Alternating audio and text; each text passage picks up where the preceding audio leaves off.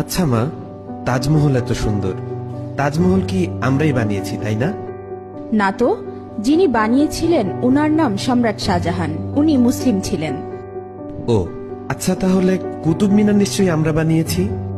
না না, উনিও মুসলিম ছিলেন, উনার নাম কুতুবউদ্দিন আইবেক। তাহলে লাল কেল্লা নিশ্চয়ই আমরা বানিয়েছি? না, ওটাও মুসলিম শাসকরা বানিয়েছিলেন। তাহলে পুরাতন কেল্লা আমরা বানিয়েছি?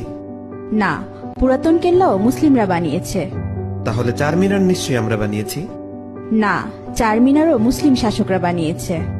মা, আমি শুনেছি ভারতের সবচেয়ে বড় ও পুরাতন রোড গ্র্যান্ড ট্রাঙ্ক প্রায় 3000 কিলোমিটার পর্যন্ত বিস্তৃত, সেটা তো আমরা বানিয়েছি। না না, গ্র্যান্ড ট্রাঙ্ক রোড আমরা বানাইনি। গ্র্যান্ড ট্রাঙ্ক রোড এক মুসলিম শাসক বানিয়েছেন, উনার নাম শেরশাহ। আচ্ছা, তাহলে হাজারদুয়ারি প্যাসেজ নিশ্চয়ই আমরা বানিয়েছি? না বেটা, এটাও মুসলিম শাসকরা বানিয়েছে। আচ্ছা, তাহলে মুঘল সাম্রাজ্য আমাদের ছিল তাই না?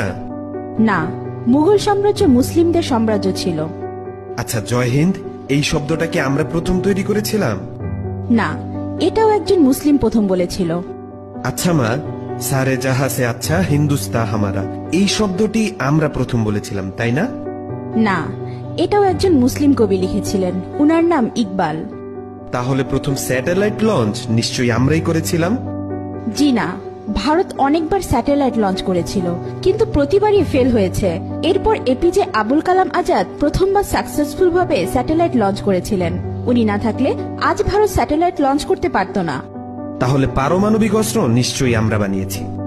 না না, পারমাণবিক অস্ত্র একজন মুসলিম আবিষ্কার করেছে, উনার নাম এপিজে আবুল কালাম আজাদ। তাহলে মুসলিমরা না থাকলে আমাদের কি হতো মা? মুসলিমরা না থাকলে ভারত এক অন্ধকারাচ্ছন্ন দেশ থাকতো।